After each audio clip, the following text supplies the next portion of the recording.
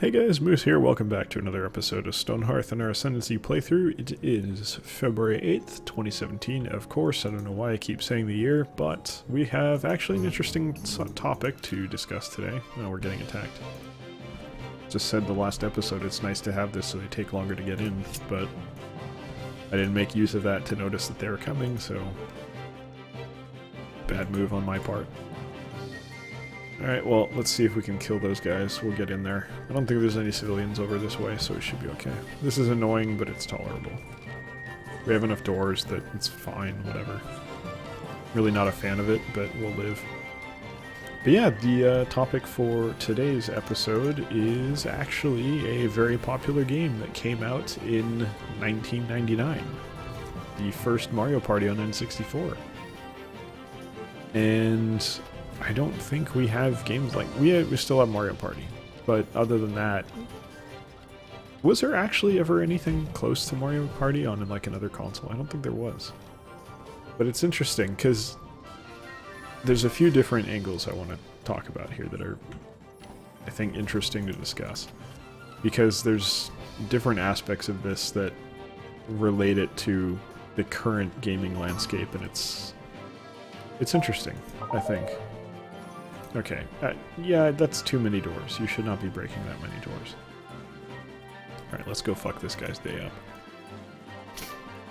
So, the first one, and I'm going to talk about that because I just thought of it as opposed to what I was going to talk about leading into the episode, is the board game aspect of it. Because I don't think, and this ties into the other topic, which is basically that, can these games exist in the modern era? Can they be popular and or good as things stand currently? I think the answer is probably no. I think Mario Party gets sold based on nostalgia. I don't think people are playing it, really. I mean, I'd pick it up if I had kids. I mean, that'd be a fun game to play, like, you know, just sit down with the wife and the kids. Hopefully 2 kids, because just 3 people, one of them being a child, I think wouldn't be too fun, but having 2 kids would be fun. As long, and actually that would be good way to teach them how to lose gracefully. But not because I would beat them, but because if you have 2 kids, one of them's gonna lose, so they gotta be able to lose gracefully, I guess.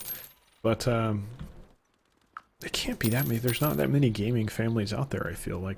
No, we're getting to the point where that's going to become a thing, but right now I don't think there's that many people that play games with their kids. I just don't think that's something that happens much. But that would be like the main niche for it. I don't think like college kids are playing Mario Party that often. I think they're playing, if they're playing a Nintendo game, it's going to be Super Smash Brothers. It's not going to be fucking Mario Party. So where does that leave that style of game in today's world? And it kind of goes into the board game aspect of, well, okay, board games are seeing a resurgence. I mean, just me personally not having bought any board games and not really pursuing them at all. I've got some friends who are into it. I played some really, really fucking good board games, and I couldn't tell you the names of any of them for the life of me, but they're fantastically made. Just really, really good games, and they're a hell of a lot of fun to play. In fact, more fun than almost anything else. But, I mean, it's a board game, so you can only really play it in certain situations. But I see kind of an opportunity there, and for whatever reason, it seems like, you know, Mario Party is not really that. It's not in there enough to be the right kind of game, I guess. Don't need courage. Stamina might be good. Yeah, I think I've just been doing stamina and it's less sleepy, or faster. What's 10 times 5? 10 times 5 is 50, so I can make 20. Let's do that. Yeah, I don't, I think you'd have to really change Mario Party a lot to make it work for that, and it would basically, because the problem with Mario Party is it's so basic that you're just gonna be doing pretty much... That's not what I meant. I meant to do 4. You'd be doing kind of the most basic version of a board game that you could possibly do. And there's mini games, and that's fine, but it's not really interesting in the same way that board games today are, I guess. So it needs some work on that front, I suppose. But there's a lot of opportunity there. I think you could make a pretty damn good game that I think would be popular like that. But the problem is with Nintendo's attitude, and particularly towards online play, which would be necessary for this, it doesn't work out too well. But then the modern version of that, I think, is, you know, people are playing Board Game Simulator. People are playing stuff like Jackbox Party Pack. You know, those are, to me, the modern version of that. Is this 70? No, it's 65. Yeah, okay. I don't know, my brain's not working too great today. I apologize for that. But yeah, people play games like Jackbox Party Pack where it's mini games, and it's not really a board game, but aspects of it are kind of, you could see it sort of like that. It's like a... It's kind of, in some ways, I wouldn't call it a board game, but it is like a game that you could play at a table. Like in the same way that I wouldn't call Pictionary a board game. It has that feel to it, I guess, even though it's totally not that kind of game. Things like Quiplash or whatever. Actually, you know, Quiplash is exactly that kind of game, but there's been a resurgence in games like that. And I think that could, if Mario Party was not fixed, I don't want to say it's broken and needs to be fixed, but changed to work a little bit differently and be a bit different of a game, could give it a significant boost, because I think a lot of people would be totally happy to play a Nintendo-themed good board game. I think they'd be thrilled. I'd be thrilled. I don't really have many people to play it with, but again, like, if I, especially in the coming years, with a lot of people in, I'm just gonna say our age range, because if you're watching this, you're probably part of that same generation that I am. Grew up playing games at this point, and you're eventually probably gonna have children. Not all of you, but some of you.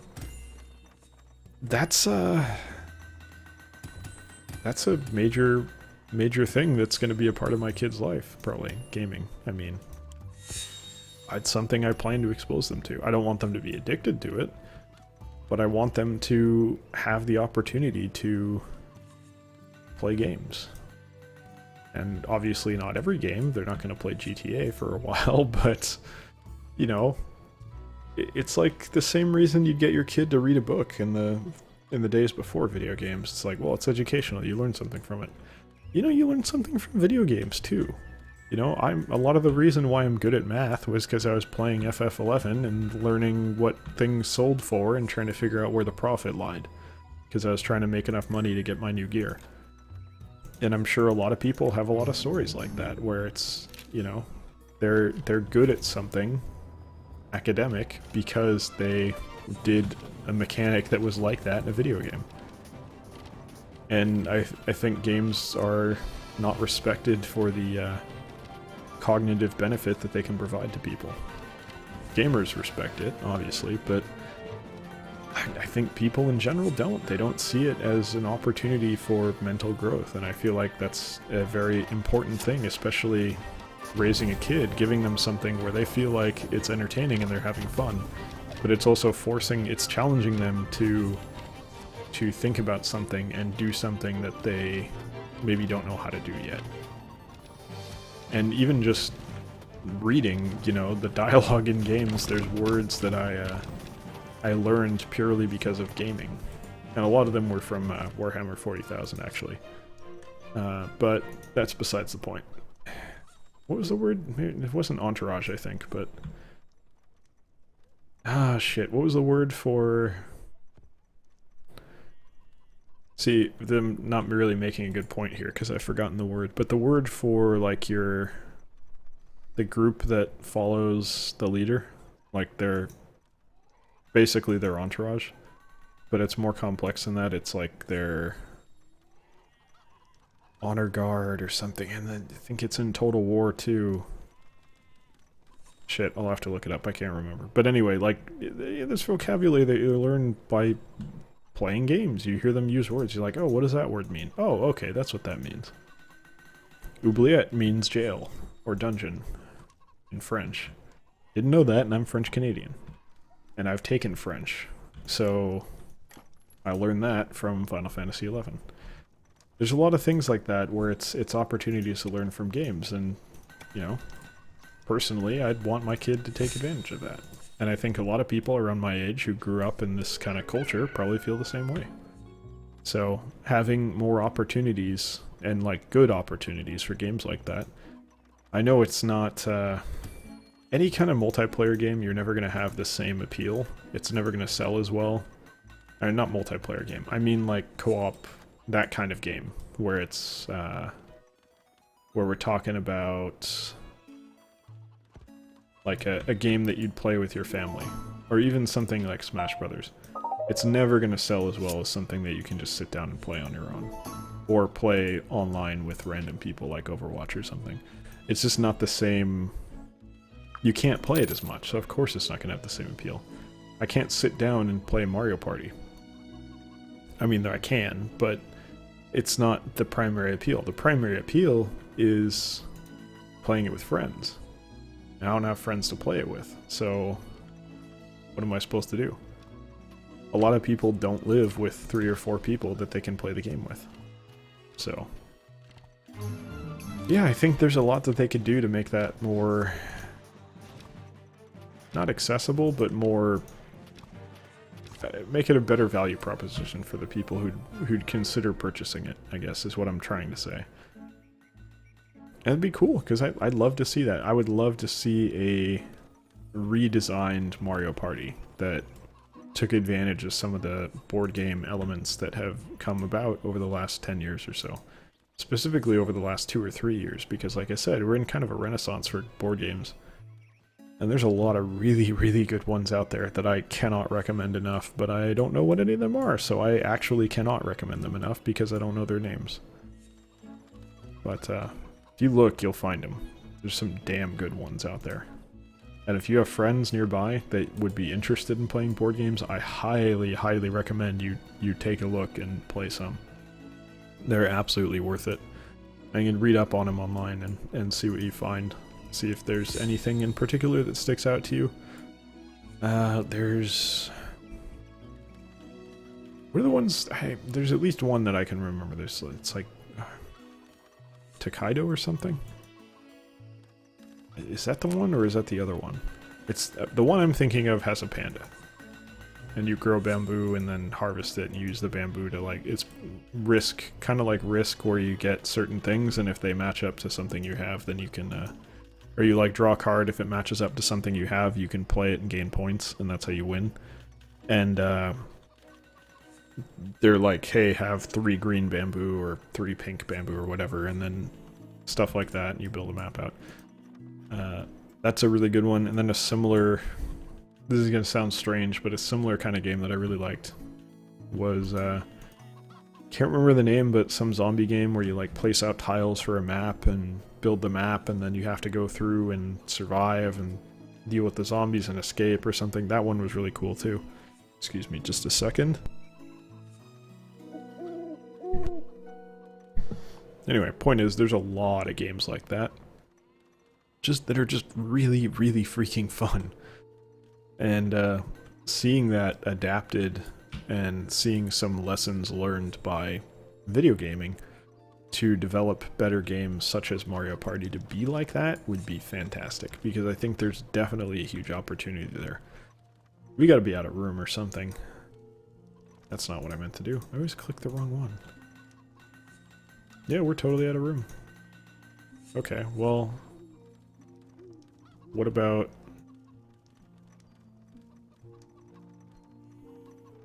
Yeah. We just put food in here. That's fine. Clearly have enough room here, so why not? Just use the middle? Yeah, we'll use the middle. The middle 4. Get another 1,000 spaces for food. There we go. Alright. Give them some time to move all that stuff, because there's going to be a lot of it. Yeah, I'd really like to see Mario Party redesigned for that. And there's other games like that too, and I actually kind of... It's not designed that well, because it's way too long to play. And I tried to get Karen to play it with me, but she was I think she was a little bit intimidated by the duration or the amount of information involved in trying to figure out how the hell you're supposed to play it. But Dokapon Kingdom was really cool. And I like that kind of mix of RPG, sort of combative against each other, but not really much more... I mean, no, it is, yeah, really, of course it's combative against each other, but it's also against the world and trying to power yourself up and get stuff. I think it was a nice mix of Mario Party plus, like, off-brand RPG kind of stuff, not Nintendo, which is very cool and fun, but again, way too long. Hard to play because of how long it was, but it'd be a fun like 24-hour stream game maybe. That's probably a bad idea because it'd be too much of one thing, but still it's interesting. So, but one actually probably the most entertaining way to play Mario Party that I've ever found, because I can't play it the normal way because I don't have friends nearby to play it for any extended period of time because I'm a working adult. There's no time. The most interesting way that I've seen it is, and this was a Twitch stream at one point, was no human player, and you have 4 AI players all at the lowest difficulty setting, which basically makes them idiots. But they still play the minigames, so you watch them like utterly fail at the minigames, and it's just funny to watch sometimes because they're just so stupid. And they do incredibly stupid things. It's just a great deal of fun. So seeing that is entertaining at times. You know, I think we're going to do traps for this. I think that's the only way we're going to take advantage of this. I've been thinking about this for a minute here while I talk. Just slowing me down a bit, but still. Okay, so I had 3, so I want to make like 13? Or no, 17. Because it's 1 per. Yeah, that's fine. And we'll make some more of these as well. Is that everything we need? Yeah. Could make some more steel. We're going to run out of iron at some point, but this is okay for now. Get that going. Yeah, watching the AI totally fail to be good at anything at all is hilarious. I enjoyed it a lot, especially when it's like pitted against itself. It has to try and beat itself, and usually doesn't work out for any of them. They just fail utterly, but it's funny to watch. It's like a nice, like, passive stream with no commentary whatsoever. It's fun to just have it open and watch the AI be stupid. It's kind of like, in its own way, it might have been a precursor to something like Twitch Plays. Because you're just kind of like sitting there betting on like, hey, Donkey Kong's gonna beat Luigi or whatever, and then they both do something completely idiotic and fail, and it's just funny to watch. So yeah, that was a long time ago though. I don't know if there's still anything like that on there. Probably not, I would have to imagine, but it was a great deal of fun. Probably not something I'd watch all day, every day, obviously, but still, it's fun to watch for a while. I think this is 50-50 here. Use it up. Let's actually take a look, see how our mood is doing now that no one has died in a while. You guys getting happier? Yes, you are, but you still have that content bug where you're just only content and no better. Okay. Yeah, you know what? I feel like we're running out of we're probably running out of upgraded outfits. Okay.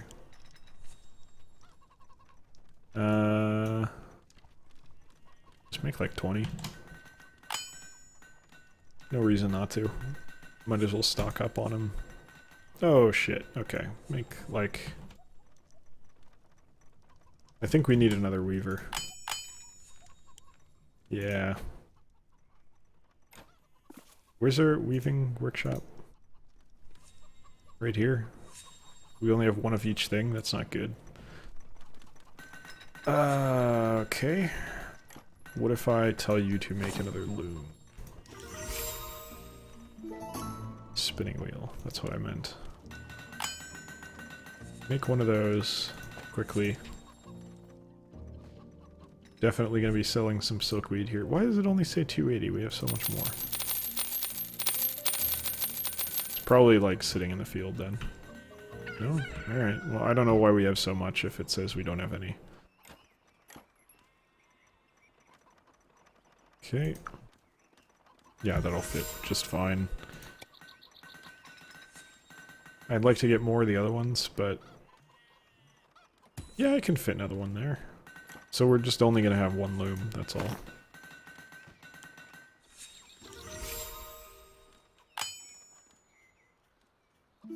That's probably a waste, we don't need that. We need the other one. We need the loom more than we need the workbench, but that's okay. What are you going to do? Actually, I could totally do that. Move that over. And then... place... it's not built yet? No, it's not built yet. Okay, well that's fine. Anyway, that's going to do it for this episode. Thank you very much for watching. I hope you enjoyed the conversation. Much like last episode with arcades, or not last episode, episode before last with arcades. I haven't thought about board games in a while now.